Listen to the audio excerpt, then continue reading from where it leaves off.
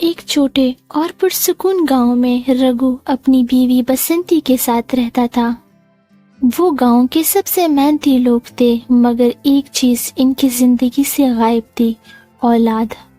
لوگ اکثر ان پر طنز کرتے تھے، بیٹے کی خوشی یا بیٹے کی ہنسی کے بغیر زندگی کیسی؟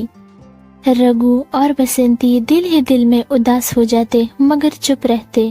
رات کے وقت جب چاندنی زمین پر بکھرتی، دونوں جھونپڑی کے باہر بیٹھ کر ستاروں کو دیکھتے اور دعا کرتے، اے اللہ تو ہمیں اپنی رحمت سے نوازے۔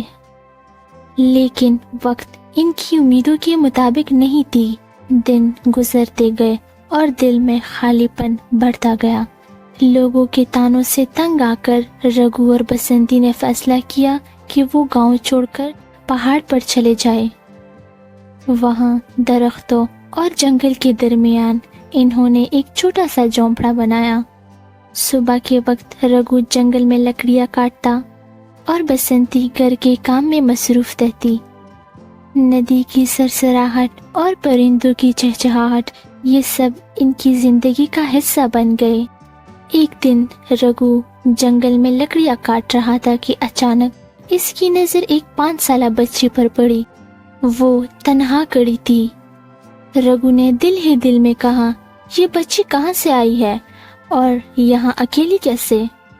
رگو نے اسے اپنے پاس لے کر کہا، چلو تمہیں محفوظ رکھتا ہوں۔ پلوی نے خاموشی سے سر ہلایا۔ پلوی کو گھر لے آیا۔ بسنتی نے حیرت سے پوچھا، یہ کون ہے؟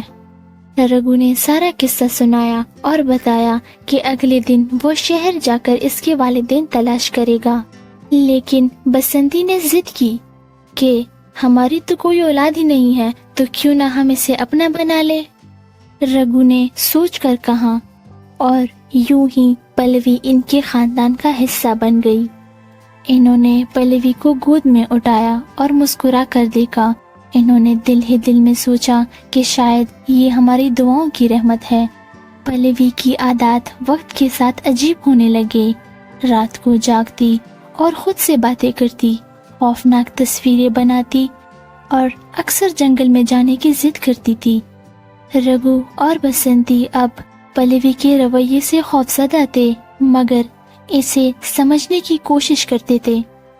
ایک دن بسنتی کچن میں کھانا بنا رہی تھی جب پلوی نے اچانک پیچھے سے آ کر اس کے کندھے پر ہاتھ رکھا۔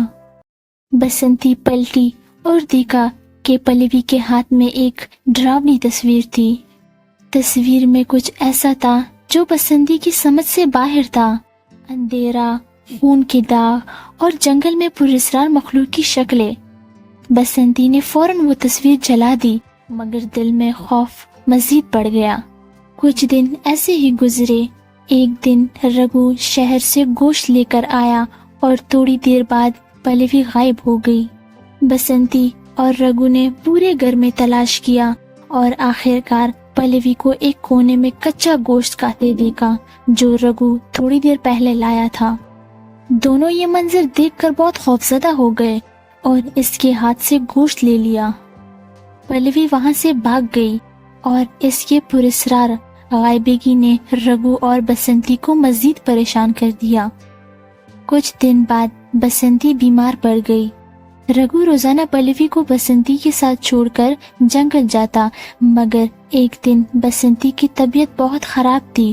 رگو نے سوچا کہ پلوی کو ساتھ لے کر جنگل جانا بہتر ہوگا تاکہ وہ محفوظ رہے۔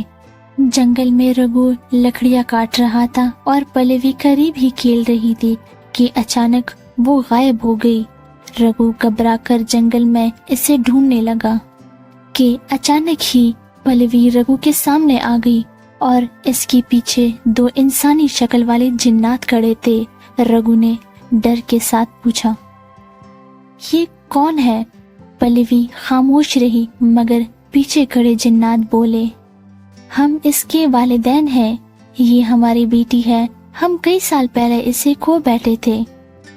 پلوی خوش ہو کر اپنے والدین کے پیچھے چلی گئی اور وہ سب غائب ہو گئے۔